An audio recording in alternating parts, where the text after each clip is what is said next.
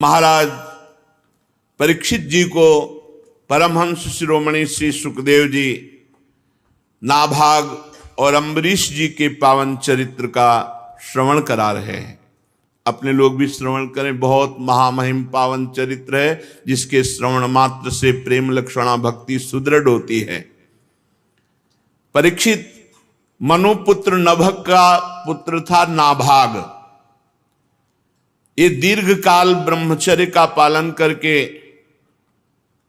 जब घर लौटे तब तक भाइयों ने सब हिस्सा ले लिया था राज्य का। भाइयों ने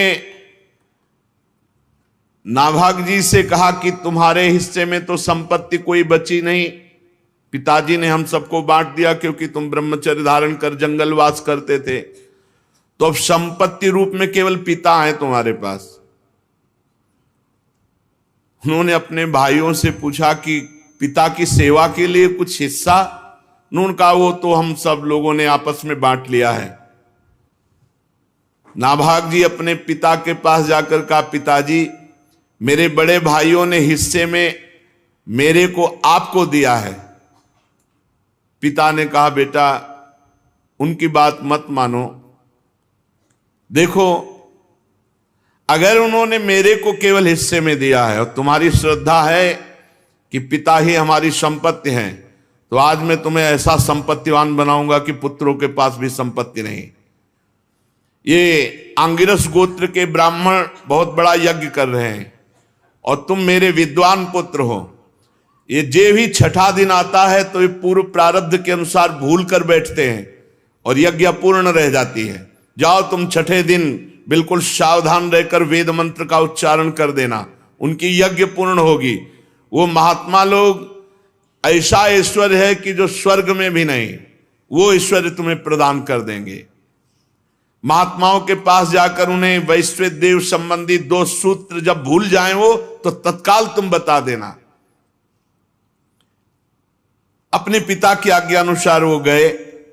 आंगिरस गोत्री ब्राह्मण जे ही छठे दिन तो भूल जाते थे, तो ये अपने तपोबल से उस मंत्र 2 सूत्र जो भूल जाते थे जे ही पूर्ण किया, ते ही स्वर्ग से विमान आया आंगिरस गोत्री ब्राह्मणों के लिए। उन्होंने कहा कि ये यज्ञ का बचा हुआ शेष जितना धन है ये सब तुम लो, हम तो स्वर्ग जा रहे हैं। नाभाग जी बड़े पिता की आज्ञा का पालन करने वाले महात्मा थे, वो हर्षित नहीं हुए। पर जे भी वो धन एकत्रित करने लगे तो उत्तर की दिशा से एक काले रंग के तेजस्वी पुरुष आए और कहा, इस धन पर मेरा अधिकार है। नाभाग ने कहा, नहीं, ऋषियों ने मुझे दिया है क्योंकि मैंने वैश्यदेव संबंधी 2 सूत्र बताए हैं। तो उन्होंने कहा, नहीं, हमारे और आपका विवाद शांत होगा तुम्हारे पिता के ही हाथ से। जाओ अपने पिता से प्रश्न करो जाके, ये पूरी संपत्ति पर मेरा अधिकार है। तब नाभाग ने जाकर पिता से कहा कि पिताजी एक कोई तेजस्वी महापुरुष आए और उन्होंने कहा यज्ञ का बचा हुआ शेष भाग मेरे अधिकार में है और आपसे पूछा कि न्याय कीजिए। तो आपने ही तो मुझे आज्ञा की थी, मैंने 2 सूत्र बताए, उससे सारी संपत्ति पर मेरा अधिकार, पर वो तेजस्वी पुरुष कह रहे हैं मेरा अधिकार। तो पिता ने कहा, हाँ बेटा, एक बार दक्ष प्रजापति के यज्ञ में ऋषि लोगों ने निश्चय किया था कि यज्ञ भूमि में जो कुछ बच रहेगा वो सब भगवान शंकर का हिस्सा है, इसलिए वो धन तो महादेव जी का ही है। भूल हो गई, जाओ उनके चरणों में प्रणाम करो और कहो कि तुम्हारा ही हिस्सा है। नाभाग ने जाकर के रुद्र भगवान को प्रणाम किया और कहा, प्रभु यज्ञ भूमि की सभी वस्तुएं आपकी हैं, ऐसे मेरे पिता ने आज्ञा करी। मेरा अपराध क्षमा कीजिए। मैं आपसे सर झुकाकर प्रणाम करके अपने अपराध की क्षमा याचना मांगता हूं। भगवान रुद्र ने कहा, तुम्हारे पिता ने धर्म के अनुकूल निर्णय दिया और तुमने बिल्कुल सत्य आकर मुझसे कहा। तुम वेदों का अर्थ तो पहले से जानते हो, जाओ तुम्हें सनातन ब्रह्म तत्व का बोध हो जाए। ये भारी संपत्ति, जाओ तुम्हें सनातन ब्रह्म तत्व का बोध हो जाए और यज्ञ से बचा हुआ मेरा ये जो अंश है ये भी मैं तुम्हें देता हूं, इसे स्वीकार करो। इतना कहकर देवाधिदेव भगवान शंकर अंतर ध्यान हो गए। भाइयों ने चतुरता की थी, कोई भी संपत्ति नहीं दी थी। तुम्हारे हिस्से में पिता है, उन्होंने धर्म पूर्वक पिता को स्वीकार किया, तो भगवान शंकर का साक्षात्कार, ब्रह्म तत्व का बोध और अखंड संपत्ति प्राप्त हो गई।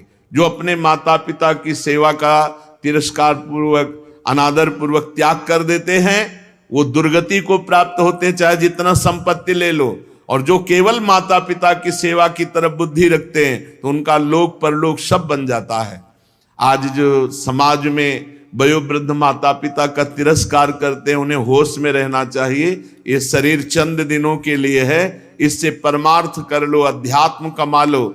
अगर बूढ़े माता पिता को आपने अपशब्द कहे, मारवा पीटा, तिरस्कार किया, तो नरक में भी ठौर नहीं मिलती ऐसे पापियों को। इसलिए बहुत सावधान रहना चाहिए। माता पिता प्रसन्न हो जाए तो भगवान का साक्षात्कार हो जाए। आज महाराष्ट्र में भगवान जो खड़े आपको दर्शन देते हैं विट्ठल भगवान के रूप में, अपने माता पिता का अनन्य भक्त श्री पुंडरीक जी महाराज, उन्हीं के कृपा प्रसाद से भगवान आज सबको दर्शन देते हैं। माता पिता भगवान का स्वरूप हैं। जो प्रातःकालीन एकाग्रचित से इस आख्यान का स्मरण करेगा, उसकी विपत्तियां नष्ट हो जाएंगी। नाभाग के पुत्र ये महान भक्त अम्बरीश जी महाराज, अद्वितीय भक्त, ये भगवान के बड़े प्रेमी एवं उदार धर्मात्मा महान पुरुष थे। ब्रह्म शाप कभी नहीं रोका जा सकता, और वो अम्बरीश का बाल बांका भी नहीं कर सका। राजा परीक्षित ने पूछा, भगवान मैं परम ज्ञानी राजर्षि अम्बरीश का पावन चरित्र सुनना चाहता हूं। ब्राह्मण ने क्रोधित होकर उन्हें शाप दे दिया। जो ब्रह्म शाप टाला नहीं जा सकता, वो भी उनका कुछ नहीं बिगाड़ सका। ये बड़े आश्चर्य की बात है। श्री सुखदेव जी ने कहा, अम्बरीशो महाभागः सप्तद्वीपवतीं महीम् अव्ययां च श्रियं लब्ध्वा विभवं चातुलं भुवि मेनेति दुर्लभं पुंसां सर्वं तत्स्वप्न संस्तुतं विद्वान् विभव निर्वाणं तमो विशति यत्पुमान् वासुदेवे भगवती तद्भक्तेषु च साधुषु प्राप्तो भावं परम विश्वम येनेदं लोष्टवत् स्मृतम्। श्री सुखदेव जी ने कहा, परीक्षित, अम्बरीश जी बड़े महान भाग्यवान भक्त थे। वैसे तो संपत्ति सातों द्वीपों की अचल संपत्ति, एक छत्र सम्राट, अतुलनीय ऐश्वर्य, ये प्राप्त था। यद्यपि ये साधारण मनुष्यों के लिए अत्यंत दुर्लभ है, फिर भी अम्बरीश जी इसे स्वप्न तुल्य समझते थे। कोई महत्ता नहीं थी चक्रवर्ती सम्राट पद का या सप्तद्वीप महिमंडल अधिपति का, कोई महत्व नहीं, स्वप्न तुल्य समझते थे। क्योंकि वे जानते थे सत्य वस्तु तो भगवान नाम है, सत्य वस्तु भगवान की भक्ति है। ये सब मायाकृत है, और जो इस माया में फंस जाता है वो घोर नरकों में जाता है। ये केवल 4 दिन की चांदनी है, उसका दीपक बुझा बुझाया है। जो भगवान से विमुख है, भगवान का भजन नहीं करता, ऐश्वर्य प्रमाद में अपना समय काटता है। वासुदेवे भगवती तद्भक्तेषु च साधुषु। अम्बरीश जी की सबसे बड़ी महिमा निरंतर भगवान में स्थिति और संग भगवत प्रेमी महात्माओं का। वासुदेवे भगवती और तद्भक्तेषु च साधुषु, तो प्राप्तो भावम परम विश्वम येनेदं लोष्टवत् स्मृतम्। ऐसा भाव प्राप्त हुआ था कि चक्रवर्ती सम्राट पद का ऐश्वर्य वैभव वो उनको माटी के ढेले के समान दिखाई देता था। ये सारी संपत्तियां मिट्टी के ढेले के समान स्वप्नवत अनुभव में आ रही थी। एकमात्र भगवान की भक्ति और भगवत प्रेमी महात्माओं का संग, इससे अम्बरीश जी की बड़ी ऊंची स्थिति थी। सा वै मनः कृष्ण पदारविंदयोर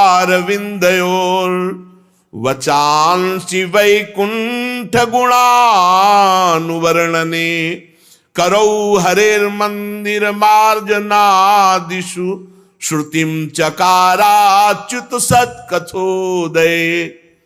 अम्बरीश जी की क्या स्थिति थी? बोले स वै मनः कृष्ण पदारविंदयोर। अपने मन को अम्बरीश जी ने श्री कृष्ण चरणारविंद में सदा सदा के लिए समर्पित कर दिया था। मना स्थिति कृष्ण चरणारविंद, सावई मनः कृष्ण पदारविंदयोर। ये स्थिति गोपी जनों की थी। मुरारी पादार्पित चित्त वृत्ति, एक एक वृत्ति कृष्ण चरणारविंद में समर्पित गोपी जनों की।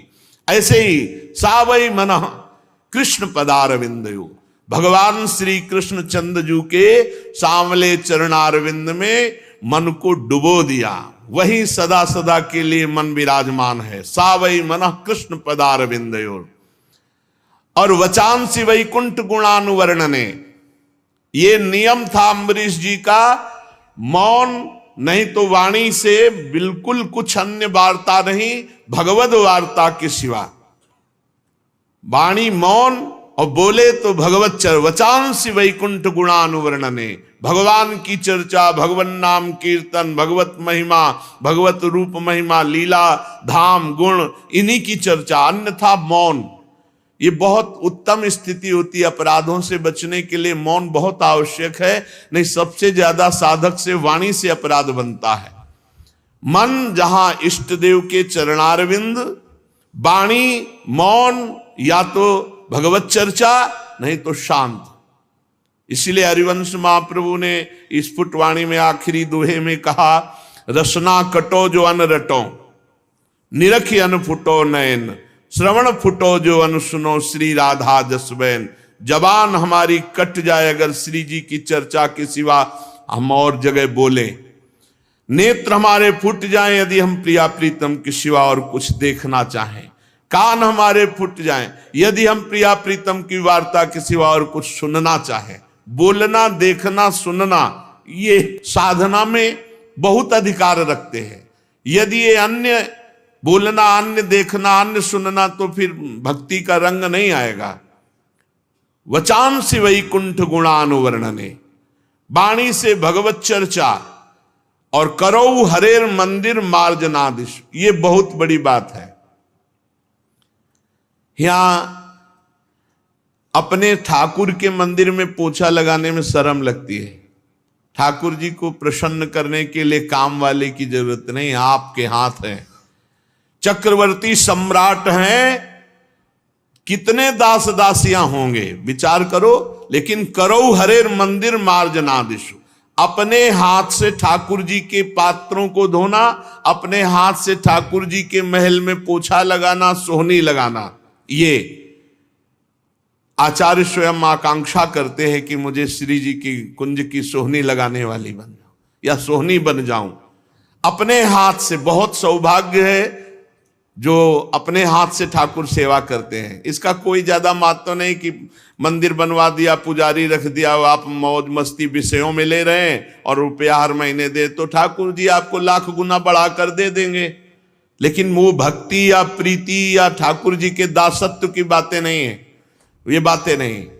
करौ हरेर मंदिर मार्जनादिश, स्वयं अपने हाथ से ठाकुर जी के महल में सोहनी लगाना, ठाकुर जी के मंदिर में पोछा लगाना, स्वयं ठाकुर जी के पार्षद जो पात्र हैं उनका मार्जन करना, ये अम्बरीश जी करते थे।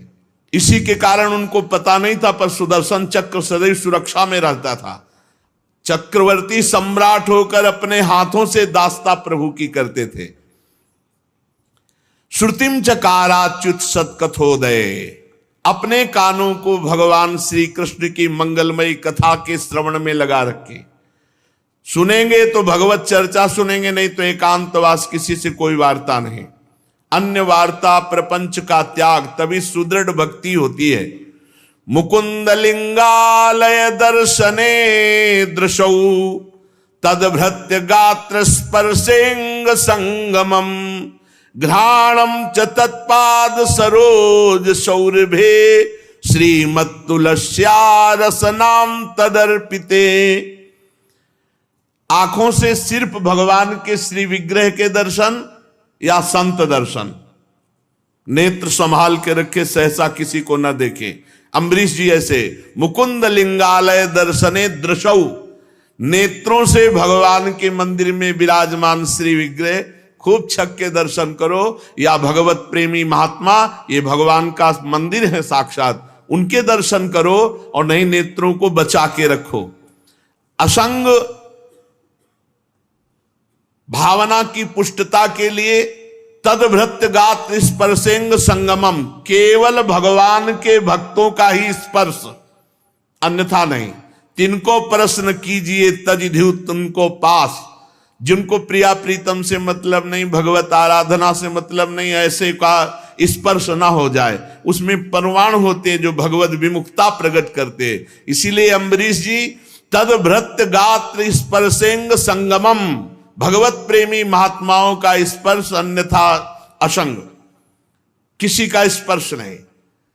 घ्राणम च तत्पाद सरोज सौरभे श्रीमत तुलस्या रसनाम तदर्पिते।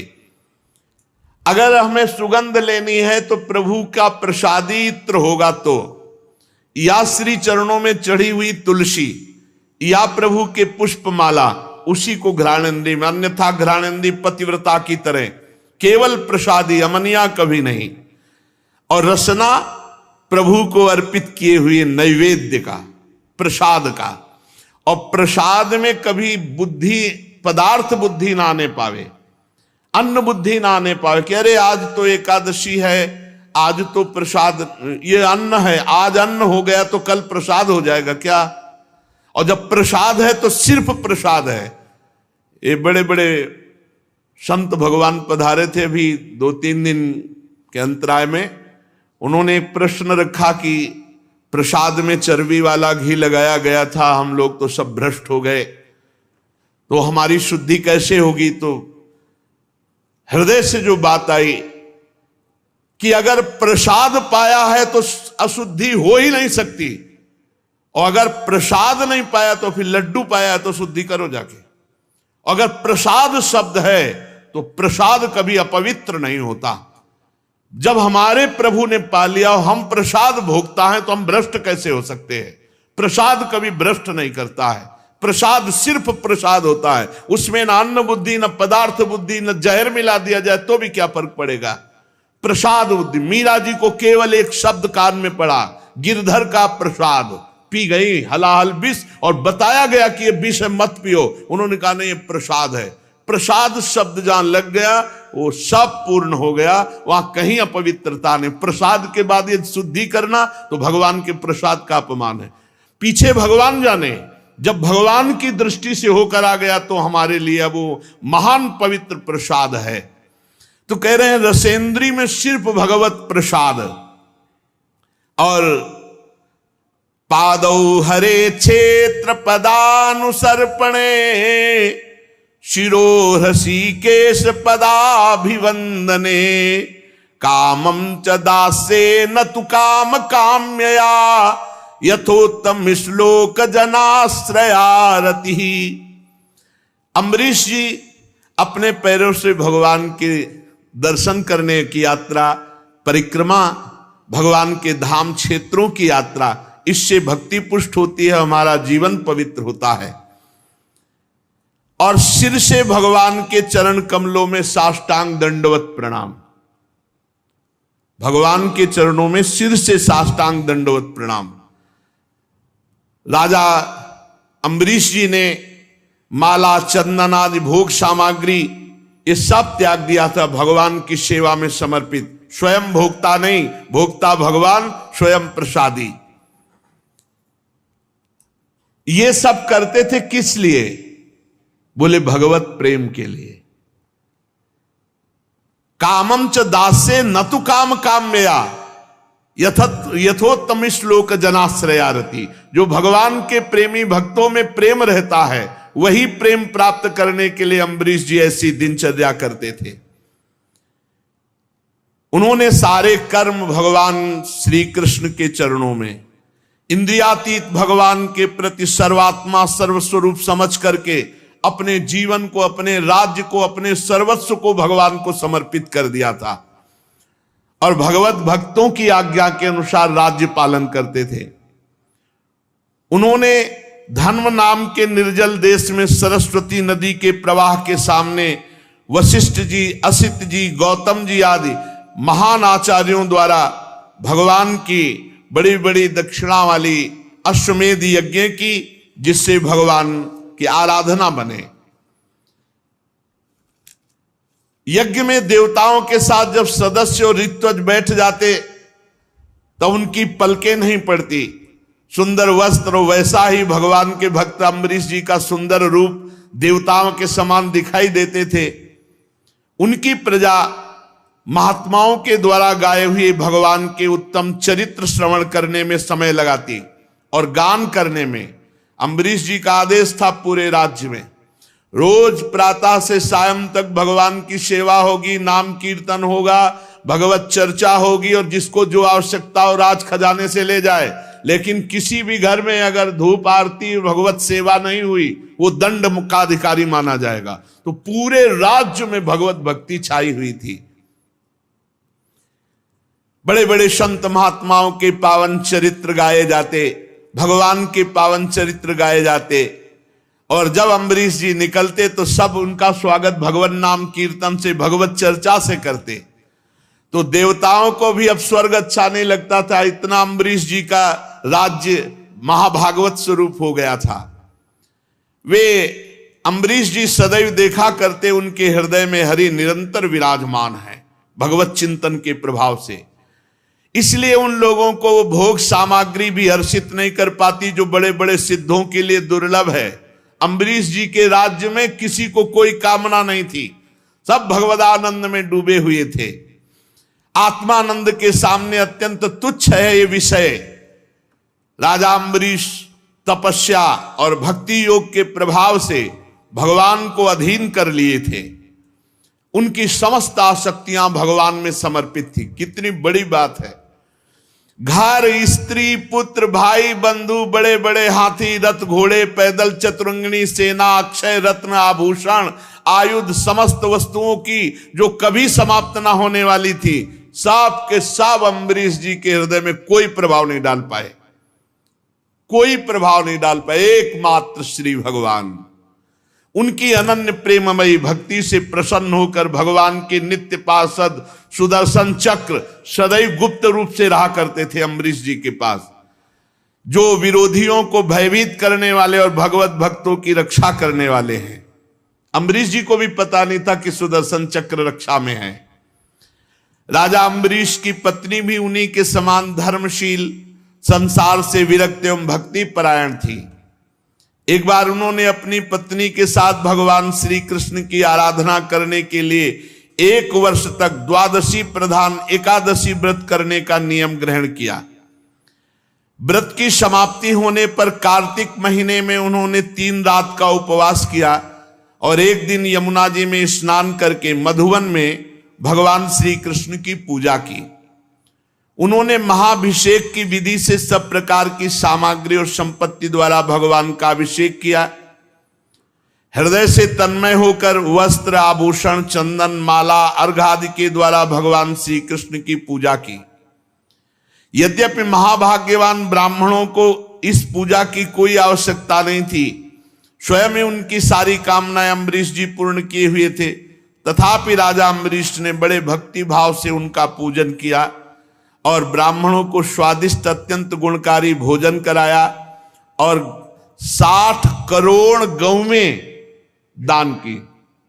60 करोड़ गौवें, और हर गौ के सींग पे सुवर्ण, खुर पे चांदी मढ़े हुए सुंदर सुंदर वस्त्र उन्हें उड़ा दिए गए थे।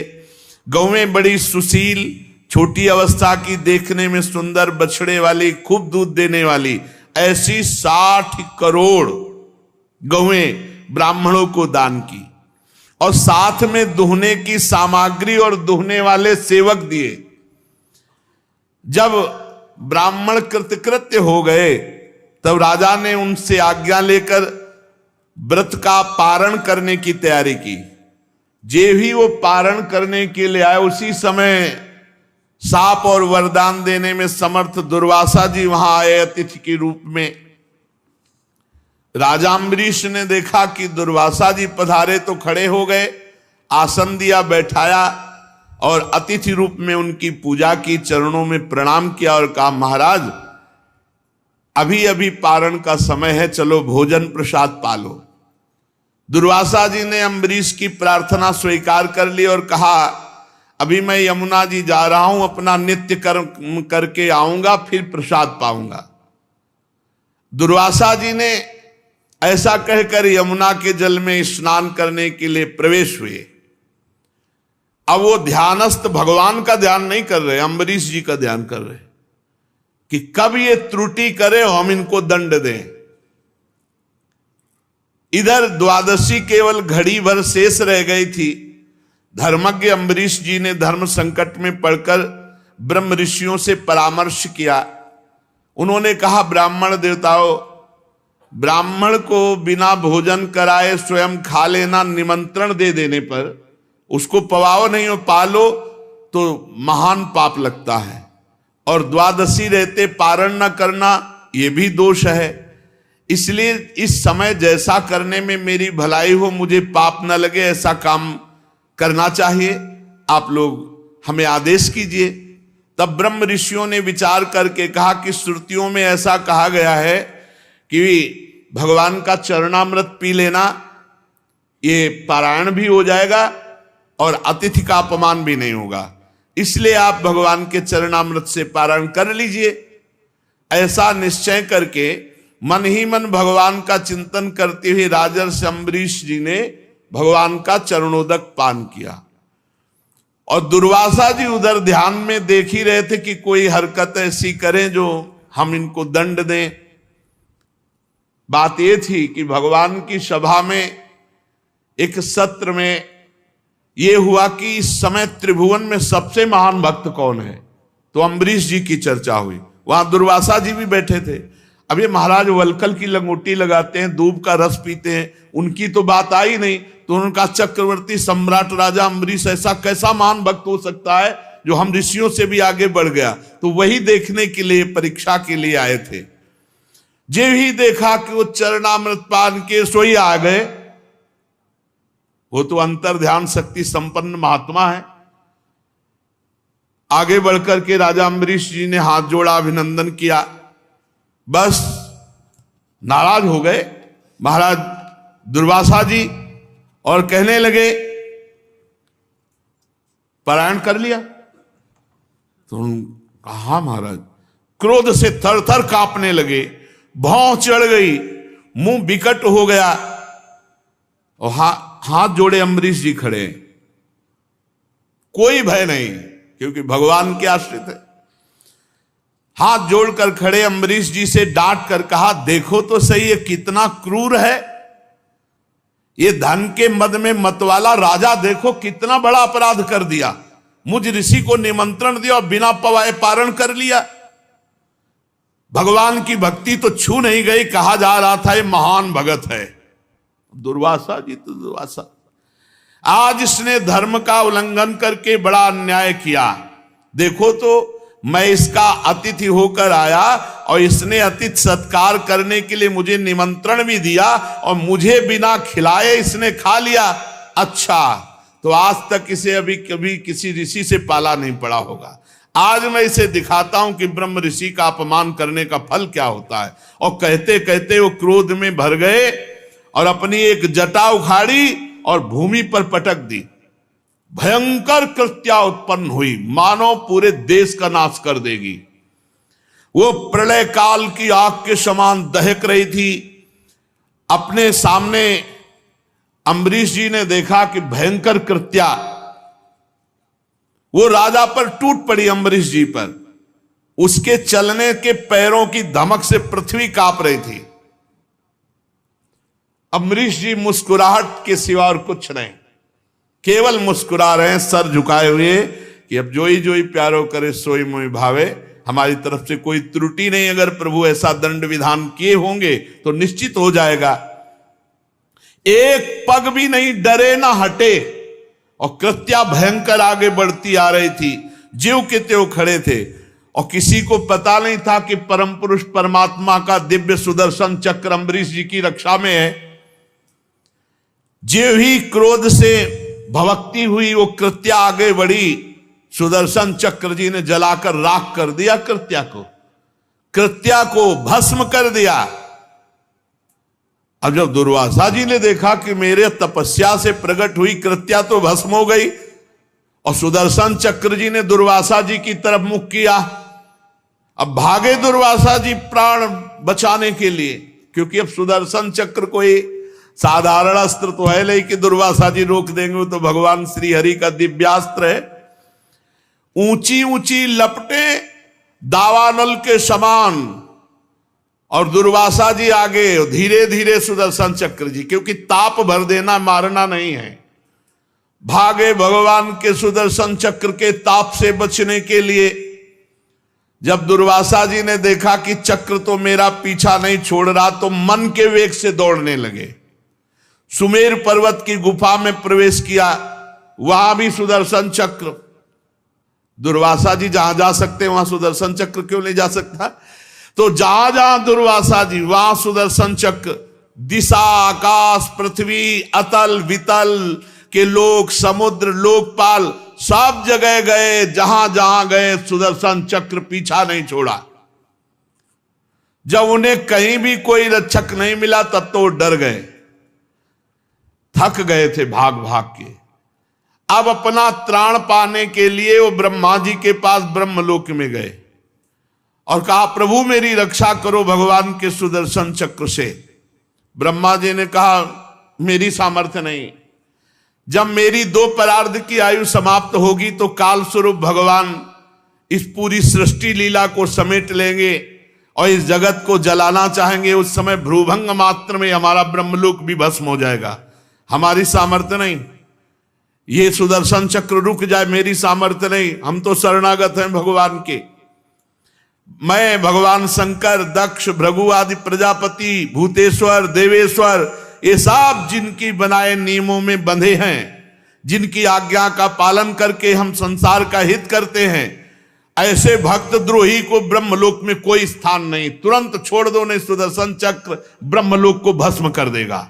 भक्त द्रोही के लिए ब्रह्मलोक में कोई स्थान नहीं, तुरंत छोड़ दो।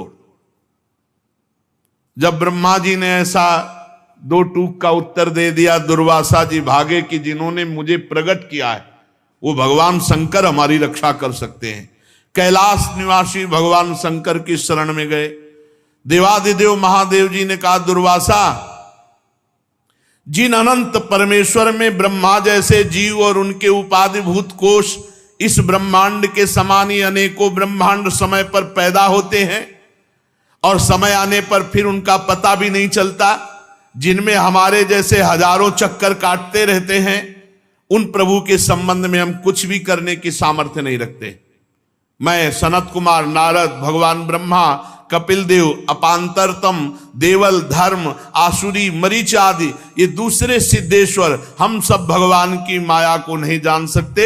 उनकी माया के घेरे के अंतर में है और ये सुदर्शन चक्र विश्वेश्वर भगवान का अस्त्र है। हम लोगों की सामर्थ्य नहीं कि इसे रोक सके। तुम इसी समय कैलाश से बाहर हो जाओ। जहां जाते हैं भक्त द्रोही को कहीं भी ठौर नहीं। भगवान महादेव जी ने तुरंत कहा, तुम कैलाश छोड़ दो। अब वहां से निराश होकर दुर्वासा जी भागे। एक ही स्थान बचा भगवान वैकुंठनाथ का। वैकुंठ पहुंचे, वहां लक्ष्मीपति भगवान श्री हरि विराजमान थे। दुर्वासा जी सुदर्शन जी के आग से जल रहे थे। वे कांपते हुए भगवान की शरण में गिर पड़े और उन्होंने कहा, हे अच्युत, हे अनंत, आपका एक व्रत है, कोई कैसा भी हो आपकी शरण में आ जाए आप रक्षा करते हैं, इसलिए मैं आपकी शरण में हूं, आप अपने सुदर्शन चक्र से बचा लो। हे जीवन दाता, मैं अपराधी हूं, मेरी रक्षा कीजिए। आपका परम प्रभाव ना जानने के कारण मैंने आपके भक्त का अपराध किया, प्रभु आप मुझे बचा लीजिए। हमने तो सुना है आपका नाम उच्चारण कर ले तो जीव नरक से मुक्त हो जाता है, फिर हम आपकी शरण में, आप सुदर्शन चक्र से मुझे बचा लीजिए। भगवान ने सीधा उत्तर दिया, अहम भक्त पराधीनो हृष्टतंत्र इव द्विज साधुभिर्ग्रस्त हृदयो भक्तैर्भक्त जन प्रिय नाहमात्मानमासा से मद्भक्तै साधुभिर्विना श्रियं चात्यंत किं ब्रह्मन् येषां गतिरहं परा। भगवान ने कहा, दुर्वासा जी मैं स्वतंत्र नहीं हूं, मैं सर्वथा भक्त के अधीन हूं। यह सुदर्शन चक्र मेरे कहने से नहीं रुकेगा। मुझ में तनिक भी स्वतंत्रता नहीं है। मेरे सीधे साधे सरल भक्तों ने मेरे हृदय को अपने हाथ में कर रखा है। भक्तजन मुझसे प्यार करते और मैं उनसे। भक्त मेरा हृदय, मैं उनका हृदय हूं। एकमात्र उनका आश्रय मैं हूं। इसलिए अपने साधु स्वभाव भक्तों को छोड़कर मैं ना तो अपने आप को चाहता हूं और ना अपनी अर्धांगिनी विनाश रहित लक्ष्मी को भी उतना प्यार करता हूं जितना प्यार भक्तों को करता हूं। ये दारागार पुत्राप्तान प्राणान वित्तमिमं परम हित्वा मां शरणं याताः कथम तास्त्यक्तुमुत्सहे। दुर्वासा, जिन भक्तों ने स्त्री पुत्र घर गुरुजन प्राण धन इहलोक परलोक सब कुछ छोड़कर मेरी केवल शरण लिए, उसे मैं छोड़ने का संकल्प भी कैसे कर सकता हूं। मयि निर्बद्ध हृदयाः साधवः समदर्शनाः वशीकुर्वन्ति मां भक्त्या सती स्त्रिया सत्पतिम यथा। जैसे सती स्त्री अपने पातिव्रत से सदाचारी पति को वश में कर लेती है, वैसे ही मेरे साथ अपने हृदय को प्रेम बंधन से बांध रखने वाले समदर्शी साधु भक्ति के द्वारा मुझे अपने वश में कर लेते हैं। साधवो हृदयं मह्यं साधु नाम हृदयं त्वहं मदन्यत्ते न जानन्ति नाहं तेभ्यो मनागपि। आहा, ये अनन्य प्रेमी जो साधु जन है ये मेरे हृदय है और उन भक्तों का हृदय मैं हूं। मेरे सिवा वो सालोक के सारूप आदि मुक्तियां नहीं चाहते, फिर अन्य वस्तुओं की तो बात ही क्या। दुर्वासा जी, वो मेरे सिवा अन्य किसी को नहीं जानते तो मैं उनके सिवा अन्य किसी को नहीं जानता। सुनिए, आप मेरी शरण में आए हो, दुहाई दी कि आपकी शरण में आने पर रक्षा होती तो मैं उपायं कथयिष्यामि तव विप्र शृणुष्व तत्। मैं तुम्हें उपाय बताता हूं, जाओ अम्बरीश जी के पैर पकड़ लो, बच जाओगे। अगर अम्बरीश जी के चरण नहीं पकड़ोगे तो विश्व ब्रह्मांड में कहीं भाग के जाओ, ये सुदर्शन चक्र तुम्हें चैन नहीं लेने देगा, तुम्हारा अमंगल हो जाएगा। अगर अमंगल से बचना है तो अम्बरीश जी के चरण पकड़ो। देखो, भगवान सर्व सामर्थ्यशाली हैं, लेकिन भक्त द्रोह को कहीं भी ना ब्रह्मा जी ने शरण दी, न महादेव जी ने और न स्वयं हरि ने। इसमें संदेह नहीं कि ब्रह्म ऋषियों की तपस्या और विद्या परम कल्याण का साधन है, परंतु यदि उद्दंड हो जाए, अन्यायी हो जाए तो उल्टा फल देने वाली होती। इस समय तुमने उद्दंडता की, एक महान भागवत को कृत्या प्रकट करके धमकाने और मारने की चेष्टा की। जाओ, नाभाग नंदन परम भाग्यशाली राजा अम्बरीश जी के चरणों में पड़ जाओ और वो क्षमा कर दें, तभी आपको शांति मिलेगी, दूसरा कोई उपाय नहीं। परीक्षित, जब भगवान ने इस प्रकार आज्ञा दी तो सुदर्शन चक्र की ज्वाला से जलते हुए दुर्वासा जी दौड़ते हुए अम्बरीश जी के पास आए और अत्यंत दुखी होकर साष्टांग लौट गए चरणों में, अम्बरीश जी के चरणों में। दुर्वासा जी की चेष्टा देख करके अम्बरीश जी महाभागवत हैं, वो बड़ी लज्जा से युक्त हुए और भगवान के सुदर्शन चक्र की स्तुति करने लगे। उस समय उनका हृदय दयावश अत्यंत पीड़ित हो रहा था। अम्बरीश जी ने कहा, त्वामग्निर् भगवान सूर्य त्वं सोमो ज्योतिषां पतिः त्वमापस्त्वं क्षितिर्व्योमो वायुर्मात्रेन्द्रियाणि च सुदर्शन नमस्तुभ्यं सहस्राराच्युत प्रिय सर्वास्त्रघातिनो विप्राय स्वस्ति भूया इडस्पते। प्रभु सुदर्शन, आपको नमस्कार है।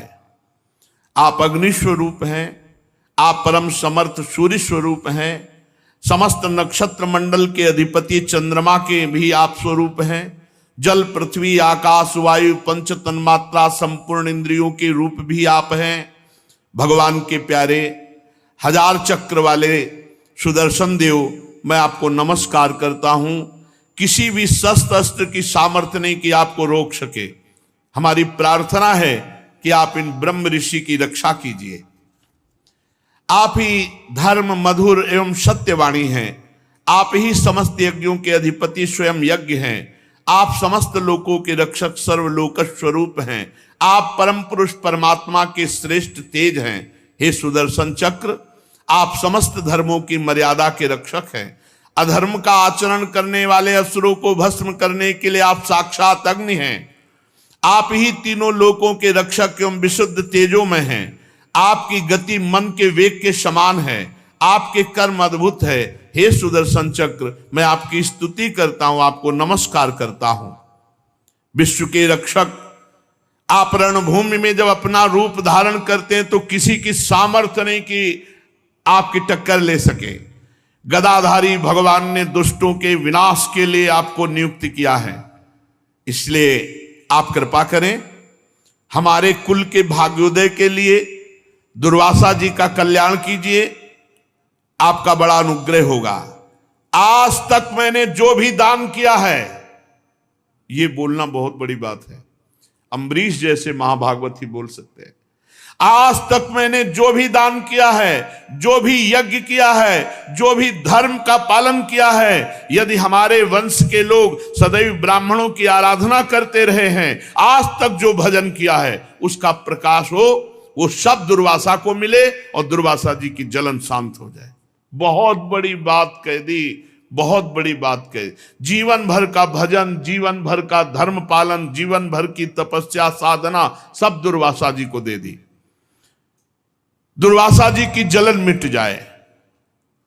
यदि मैंने समस्त प्राणियों में श्री भगवान को देखा है और भगवान मुझ पर प्रसन्न है, तो सुदर्शन जी शांत हो जाएं और दुर्वासा की जलन मिट जाए। इतना कहना ही था कि भगवान के सुदर्शन चक्र शांत हो गए, क्योंकि भजन का प्रभाव। दुर्वासा जी ने देखा सुदर्शन जी अंतर्धान हो गए, जलन मिट गई, चित्त स्वस्थ हो गया। तब उन्होंने कहा, ओहो, आज मैंने महिमा देख ली। अहो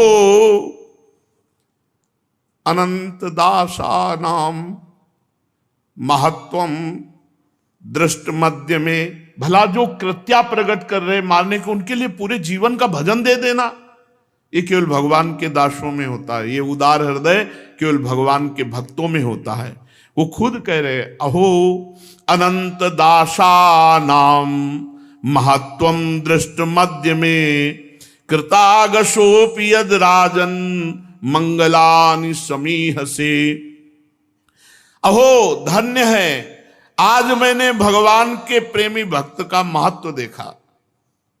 मैंने अपराध किया, मैंने मारना चाहा, फिर भी वो मेरे लिए सब मंगल कामना कर दिए कि आज तक जो यज्ञ किया, दान किया, धर्म पालन किया, भगवान की आराधना की, भजन की, वो सब दुर्वासा जी को देता हूं, जिससे उनका हृदय शीतल हो जाए, सुदर्शन चक्र शांत हो जाए। अहो अनंत दासा नाम महत्वम दृष्ट मध्य में। आज महिमा देखी भगवान के भक्त की। जिन्होंने भक्तवत्सल भगवान श्री हरि के चरण कमलों को दृढ़ प्रेम भाव से पकड़ लिया है, ऐसा कार्य भगवान का भक्त ही कर सकता है, दूसरा नहीं। जिन्होंने भगवान के चरण कमलों को प्रेम भाव से पकड़ लिया, इतनी उदारता तो केवल भगवान के भक्तों में होती है। जिनका हृदय उदार है, वे महात्मा भला किस वस्तु का परित्याग नहीं कर सकते। जिनके मंगलमय नामों के श्रवण मात्र से जीव निर्मल हो जाता है, उन्हीं तीर्थपाद भगवान के चरण कमलों के जो दास हैं, उनके लिए कौन सा कर्तव्य शेष रह जाता है। महाराज अम्बरीश, आपका हृदय देख करके आज मैं परिपूर्ण हो गया। भगवान ने मेरे ऊपर महान अनुग्रह किया कि भक्त महिमा को मैं जान पाया। आपने मेरे अपराधों को भुलाकर मेरे प्राणों की रक्षा के लिए सारा का सारा भजन पुण्य दे दिया। परीक्षित, जब से दुर्वासा जी भागे थे तब से अब तक राजा अम्बरीश ने एक कवल भी भोजन नहीं किया। वही चरणामृत लिए उनके लौटने की बाट देख रहे थे। अब उन्होंने दुर्वासा जी को चरण पकड़ लिए और प्रसन्नता पूर्वक उनको भोजन पवाया। राजा अम्बरीश बड़े आदर से अतिथि के योग्य सब प्रकार भोजन सामग्री लाए और दुर्वासा जी ने खूब तृप्त होकर भोजन पाया और फिर कहा, राजन अब आप भी भोजन प्रसाद पाइए। अम्बरीश जी, आप भगवान के परम प्रेमी भक्त हैं। मैं ये समझता हूं कि आज जो आपका दर्शन, स्पर्श और बातचीत करने का सौभाग्य मिला वो भगवान मधुसूदन की कृपा से। क्या अनुभव हुआ दुर्वासा जी को? भगवान की कृपा का अनुभव, भक्त दर्शन, भक्त संभाषण, भक्त सानिध्य। स्वर्ग की देवांगनाएं आपके इस उज्जवल चरित्र का गान करेंगी। पृथ्वी पर भी आपकी परम पुण्यमयी कीर्ति का संकीर्तन होता रहेगा। दुर्वासा जी बहुत संतुष्ट हुए, राजा अम्बरीश जी के गुणों की प्रशंसा की और इसके बाद उनसे अनुमति लेकर आकाश मार्ग से ब्रह्मलोक की यात्रा की। परीक्षित, जब सुदर्शन चक्र से भयभीत होकर दुर्वासा जी भगे थे तब से लेकर उनके लौटने तक 1 वर्ष का समय व्यतीत हुआ। 1 वर्ष तक अम्बरीश जी वैसे ही खड़े रहे चरणामृत पान किए हुए। यह है महाभक्ति की महिमा। जल पीकर उतने ही 1 वर्ष तक खड़े रहे। जब दुर्वासा जी चले गए तब उनके भोजन से बचे हुए भगवत प्रसाद अन्न का पान किया। अपने कारण दुर्वासा जी का दुख में पड़ना, फिर अपनी ही प्रार्थना से छूटना, दोनों बातों में भगवान की लीला समझ करके अम्बरीश जी संतुष्ट हुए। राजा अम्बरीश में ऐसे अनेक गुण थे। अपने समस्त कर्मों के द्वारा वे परब्रह्म परमात्मा श्री भगवान में भक्ति भाव की अभिवृद्धि करते रहे। उस भक्ति के प्रभाव से उन्होंने ब्रह्मलोक तक के समस्त भोगों को नरकों के समान समझा।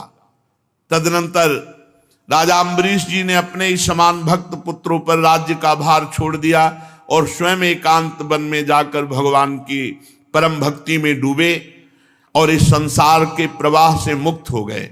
परीक्षित, ये महाराज अम्बरीश का परम पावन आख्यान है। जो इसका कीर्तन करेगा और स्मरण करेगा, श्रवण करेगा, वो निश्चित भगवान की कृपा से भगवान के परम धाम को प्राप्त होगा। भगवान की भक्ति से युक्त होकर परम धाम को प्राप्त होगा।